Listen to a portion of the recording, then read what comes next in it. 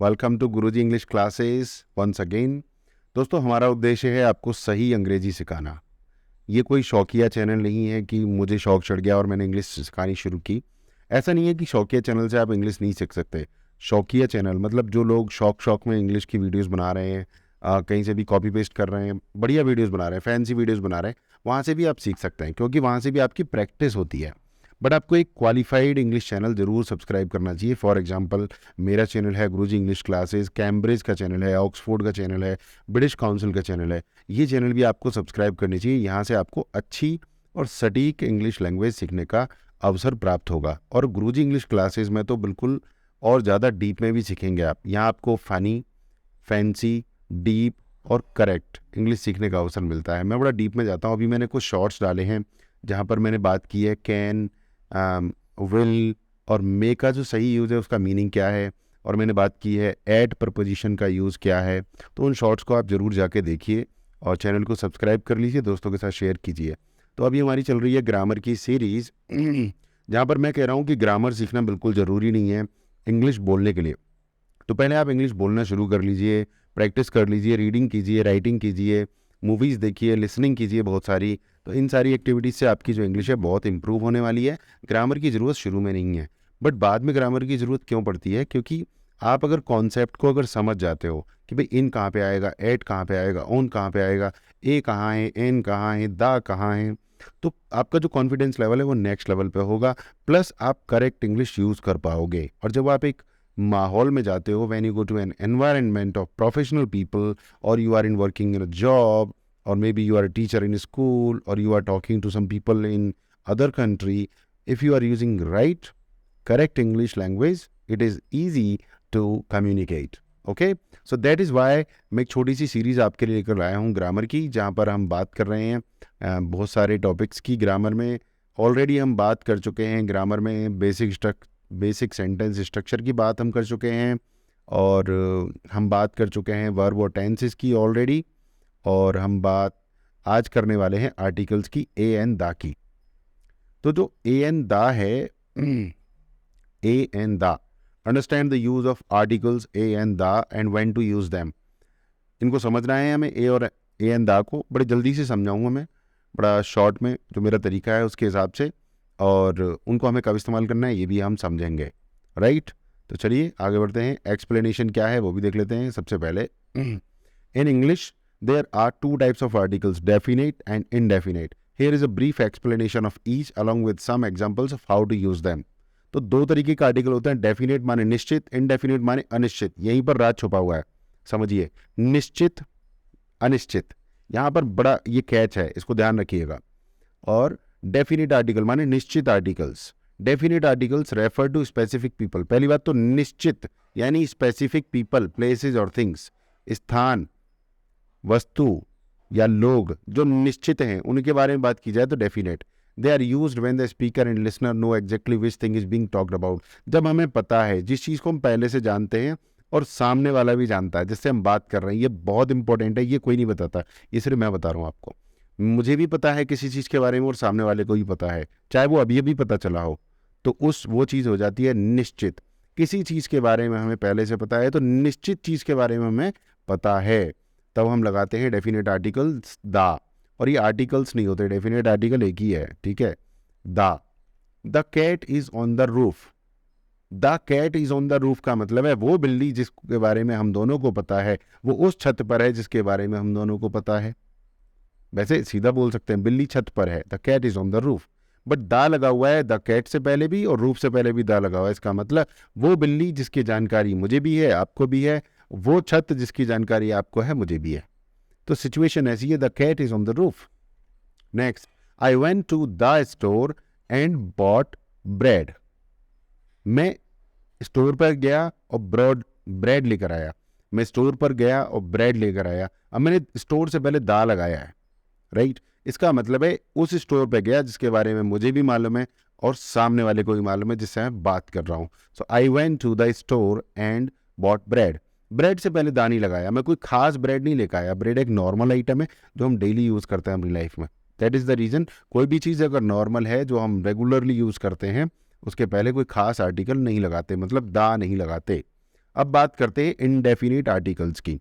ए और एन ये दो होते हैं, दोनों एक ही होते हैं वैसे, रायता फैलाया हुआ है इंग्लिश में फालतू का। ए और एन दो होते हैं। Indefinite articles refer to any member of a group और टाइप ऑफ थिंग। तो कोई भी एक चीज़, एक स्थान, एक लड़का, एक चीज़, right. They are used when the speaker and listener don't know exactly which thing is being talked about.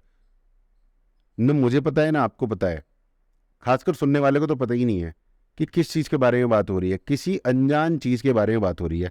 पहला पॉइंट, अनजान, अननोन, अननोन चीज़ के बारे में बात हो रही है और वो चीज़ एक है। ए और एन का मतलब है एक, और अनजान चीज़ है, अनजान व्यक्ति है, अनजान वस्तु है। आई नीड अ पेंसिल, मुझे एक पेंसिल चाहिए, कोई सी भी दे दे भाई, जरूरी नहीं है लाल पीली काली दे। I need a pencil, I need a pencil, right. एक पेंसिल दे दे, कोई सी भी दे दे, कोई खास पेंसिल नहीं चाहिए। She ate an apple for breakfast, उसने एक सेब खाया, कौन सा खाया कोई फर्क नहीं पड़ता, कोई जान पहचान नहीं थी, रिश्तेदारी नहीं थी उस एप्पल से हमारी। शी एट एन एप्पल, उसने एक सेब खाया नाश्ते में। Here are some additional guidelines for using articles correctly. Articles को सही तरीके से इस्तेमाल करने के लिए और guidelines. Use a before words that begin with a consonant sound. जो कॉन्सोनेंट साउंड से शुरू होते हैं शब्द उनके पहले आ आता है, और जो वॉवल साउंड से शुरू होते हैं उनके पहले आयन आता है। साउंड से शुरू होते हैं, लेटर से नहीं। जैसे आ कैट, का की आवाज आ रही है, वॉवल कौन से होते हैं, ए ई आई ओ यू। ये 5 साउंड अगर स्टार्ट कर रही है किसी शब्द को तो एन आएगा और अदरवाइज ए आएगा। बड़ा सिंपल है। A cat, an umbrella, umbrella, a आ की साउंड आ रही है इसमें, an umbrella. Use the refer to a specific person और thing that has already been mention. मैंने बताया ना, जिसके बारे में मुझे पहले से पता हो, सुनने वाले को भी पहले से पता हो, चाहे अभी भी बताया गया हो, एक बार कम से कम उसका जिक्र हो जाए तो वो चीज़ हमें पता लग जाती है, और जो चीज़ हमें पता लग जाती है वो खास होती है, वो निश्चित हो जाती है, और निश्चित चीज़ों से पहले दा का इस्तेमाल होता है। Do not use an article with general nouns और प्लूरल नाउन्स। मैंने बोला कि जो चीज़ें जनरल होती हैं हमारी ज़िंदगी में बहुत बार होती रहती हैं, नॉर्मल होती हैं, उनसे पहले हम दा नहीं लगाते। जैसे ब्रेड के पहले नहीं लगाया था हमने। और बिल्लियाँ क्यूट होती हैं तो कोई ख़ास बिल्ली की बात नहीं हो रही, सारी बिल्लियों की बात हो रही है, तो कैट्स आर क्यूट, इस तरीके से। यूज़ ए और an to refer to any member of group और type of thing. For example, I want an apple, मुझे एक सेब चाहिए। तो कोई भी अनजान चीज़ अगर एक है, कोई भी अनजान चीज़ अगर एक है तो ए और एन लगा देते हैं। ऐसे समझ लो, आई वांट एन एप्पल, मुझे एक सेब चाहिए, मुझे एक सेब चाहिए, और मुझे सेब चाहिए, आई वांट एप्पल भी बोल सकते हो आप, आई वांट एप्पल। मुझे सेब चाहिए तो सामने वाला आपको एक एप्पल भी दे सकता है, 4 एप्पल भी दे सकता है, बट आप कह रहे हो आई वांट एन एप्पल, मुझे एक सेब चाहिए, तो एक ही मिलेगा। यूज ए और an with singular countable nouns. बड़ी बात है, कोई चीज़ एक है उसको गिन सकते हैं, उसी से पहले ही ए और एन लगाएगा। कोई ऐसी चीज़ जिसे हम गिन नहीं सकते उसके पहले हम ए और एन नहीं लगा सकते। जैसे मुझे एक दूध चाहिए, आई वॉन्ट आ मिल्क, ये नहीं, दूध को काउंट नहीं कर सकते। आई वॉन्ट मिल्क होगा, आई वॉन्ट आ मिल्क नहीं होगा। तो काउंटेबल चीज़ों के पहले ही आर्टिकल लगेगा, क्योंकि इसका मतलब होता है एक, एक को गिन सकते हैं। Remember that there are some exceptions to these rules, so it is important to practice using articles in context to develop your understanding and fluency in English। कुल मिलाकर यह है कि इनको समझ जाइए आप। ए और एन का मतलब होता है एक अनजान, ए और एन का मतलब होता है एक अनजान। थोड़ा सा भी दिमाग लगाओगे तो सीख जाओगे। ए और एन, एक अनजान। दा का मतलब होता है वो खास चीज़ जिसके बारे में हमें पहले से पता है। इतना सा है दा का यूज़, वो खास चीज़ जिसके बारे में हमें पहले से पता है। और कोई चीज़ अगर दोबारा इस्तेमाल हो जाती है, तो मैं आपको ना थोड़ा सा एग्जांपल दे के दिखाता हूँ, यहाँ पे थोड़ा सा मज़ा आएगा। There was a boy on the road. Road पर एक लड़का था। अब ये सेंटेंस को ध्यान से देखिए। एक लड़का था, पता नहीं कौन लड़का था, मैं तो जानता नहीं, आप भी नहीं जानते हो जिनसे मैं बात कर रहा हूँ। तो जब कोई जानता ही नहीं है, एक लड़का था तो आ गया। There was boy on the road. The road इस्तेमाल किया है, यानी उस सड़क की बात कर रहा हूँ जिसके बारे में तुम्हें भी पता है, मुझे भी पता है।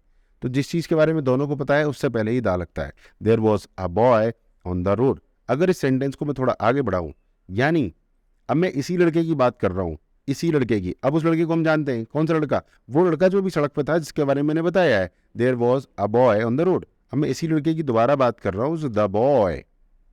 उसी लड़के ने यानी उस लड़के ने जिसकी मैंने बात की, अब मैं खास लड़के की बात कर रहा हूँ। The boy was wearing a red shirt. अब शर्ट कौन सी है पता नहीं भाई, एक लाल शर्ट पहन रखी थी उसने। तो एक नॉर्मल कोई भी चीज़ जब पहली बार आती है सेंटेंस में तो a red shirt, the shirt was torn, shirt फटी हुई थी। किसी भी चीज़ के बारे में दोबारा बात करी सेंटेंस में तो हम उसे पहले बात कर चुके हैं, उसके बारे में हमें पहले पता लग चुका है, दोबारा चर्चा करी तो the shirt was torn, right. I hope आपको इस एग्जाम्पल से समझ में ज़्यादा आ गया होगा। Thank you very much Guruji English classes पर इंग्लिश सीखने के लिए।